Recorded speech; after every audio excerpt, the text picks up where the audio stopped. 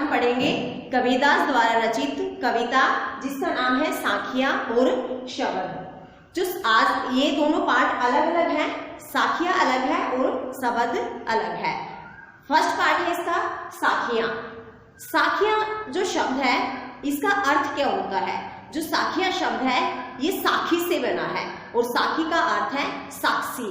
और साक्षी का अर्थ क्या होता है बेटे? जिनको हम प्रत्यक्ष रूप से देखते हैं, अपनी आंखों के सामने जिसे हम देखते हैं वो होता है साक्षी। अर्थात इन्होंने जो साखियां इसमें लिखी हैं वो कल्पनाशील नहीं है, इनको कबीरदास जी ने अनुभव किया है, देखा है, समाज में महसूस किया है, तब जाकर इन्होंने एक छोटा सा पार्ट लिखा जिसको नाम दिया साखियां। तो आज हम स्टार्ट करेंगे फर्स्ट पार्ट कबीरदास जी द्वारा रचित है जिसका नाम है साखियां। चलिए बेटी कविता को आगे कंटिन्यू करेंगे।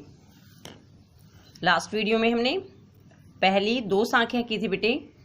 पहली साखी का अर्थ क्या था कि मानसरोवर सुभरजल, मानसरोवर जल से भरा हुआ है, हंसा कीली कराही, हंस उसमें क्रीड़ा कर रहे हैं, मुक्ता फल मुक्ता चुग है, वे आजाद रूप से मोतियों को चुग रहे हैं। अब उड़ी अनत न जाही, इसलिए वे उड़कर दूसरी जगह नहीं जाना चाहते। और इसका तात्पर्य अर्थ क्या था कि मनुष्य का जो मन है वह भक्ति से भरा हुआ है और हंस रूपी आत्मा उसमें क्रीड़ा कर रही है। जो आत्मा है वह मोक्ष रूपी मोतियों को चुग रही है, यानी कि मोक्ष की तरफ मनुष्य को लेकर चल रही है, अग्रसर है, इसलिए वह उस शरीर को छोड़कर दूसरी जगह नहीं जाना चाहती। प्रेमी ढूंढत मैं फिरूं, तो कवि क्या कहते हैं?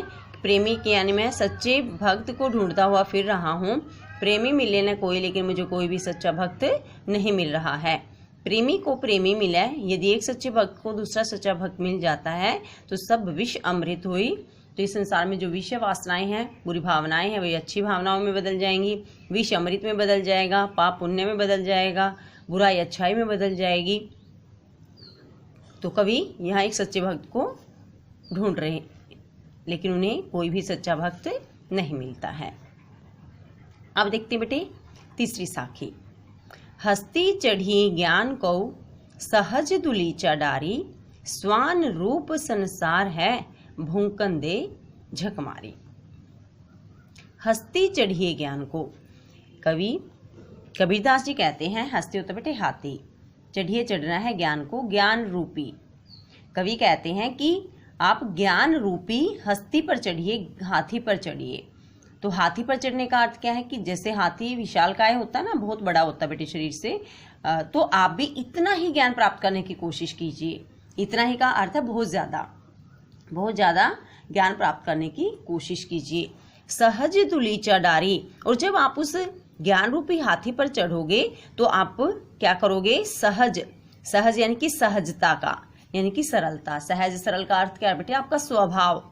दुलीचा होता है गलीचा, आप घर में देखते हो बेटे गलीचा होता है ना, डारी यानी कि डालकर, यानी कि जब आप हाथी पर चढ़ोगे ना तो उससे पहले आप क्या कर लोगे? उस पर एक गलीचा डाल लोगे। और ज्ञान रूपी हाथी पर चढ़ोगे तो क्या कर लोगे? एक सहजता का गलीचा डाल लोगे। अर्थात बहुत ज्यादा ज्ञान प्राप्त करने के बाद भी आपका स्वभाव कैसा रहना चाहिए? सहज सरल रहना चाहिए।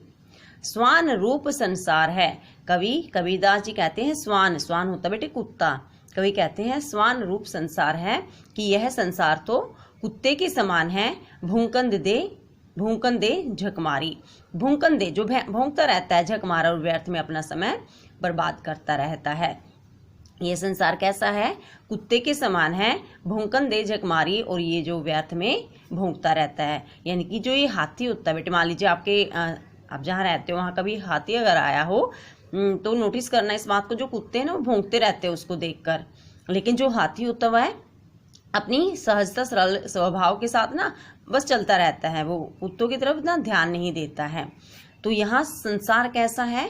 कुत्तों के समान है, कुत्ते के समान है जो व्यर्थ में ही भौंकता रहता है। तो ये हमें क्यों बताया है कबीरदास जी ने कि ये संसार कुत्ते के समान है? हमें बताया कि संसार का काम तो बोलना ही होता है। अगर आप अच्छा काम करोगे तो भी कहेंगे, बुरा काम करोगे तो भी कहेंगे, लेकिन हमें संसार की चिंता नहीं करनी चाहिए और अपने काम पर आगे बढ़ते रहना चाहिए। तो कबीरदास जी ने क्या कहा बेटे तीसरी साखी में?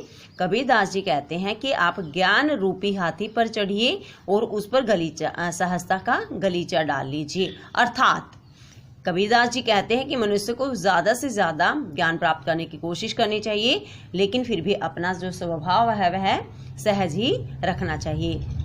स्वान रूप संसार है, यह संसार तो कुत्ते के समान है जो व्यर्थ में ही भौंकता रहता है और अपना समय व्यर्थ बर्बाद करता रहता है। तो हमें इस कुत्ते रूपी संसार की चिंता नहीं करनी चाहिए और अपने उद्देश्यों को प्राप्त करने के लिए लगातार आगे बढ़ते रहना चाहिए।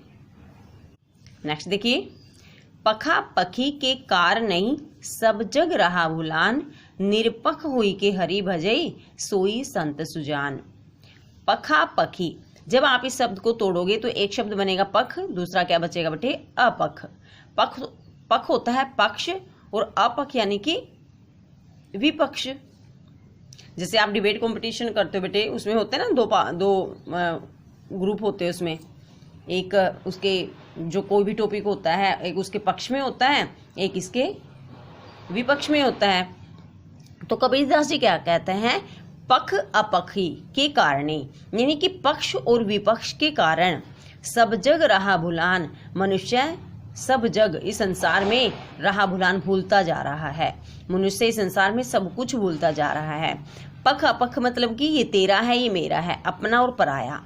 अपने और पराये के कारण जो मनुष्य है इस संसार में सब कुछ भूलता जा रहा है। निरपख होई के हरि भजई, निरपख, अब देखो पख क्या बताया मैंने? पक्ष, उसके सामने क्या जोड़ दिया कबीरदास जी ने? निर यानी कि निष्पक्ष। निरपख होई के हरि भजई, निष्पक्ष होकर जो हरि भजई भगवान का भजन करता है, सोई संत सुजान, वही सच्चा संत होता है। और सुजान क्या होता है बेटे? सुजान होता है ज्ञानी। निष्पक्ष होकर जो भगवान का भजन करता है, यानी कि अपने और पराये को दूर रखकर जो भगवान का भजन करता है, सोई संत सुजान, वही सच्चा संत और सच्चा ज्ञानी होता है। क्या कहा कबीरदास जी ने? फोर्थ जो हमारी साखी है बेटे, पखा पखी के कारण नहीं कि पक्ष और विपक्ष के कारण, अपने और पराये के कारण मनुष्य इस संसार में सब कुछ भूलता जा रहा है। देखो जो समाज में लड़ाई झगड़ा होता है वो किसके कारण होता है? अपने और पराये के कारण ही होता है ना। तो इस संसार में मनुष्य अपने पराये के कारण, पक्ष और विपक्ष के कारण सब कुछ भूलता जा रहा है। निरपख होई के हरि भजई, और कबीरदास जी कहते हैं कि जो मनुष्य इस संसार में निष्पक्ष होकर भगवान का भजन करता है, सोई संत सुजान, वही सच्चा संत और ज्ञानी होता है। मैं भी बेटे आपको ये दो साखी आज हमने पढ़ी, ये समझ आ गई होंगी।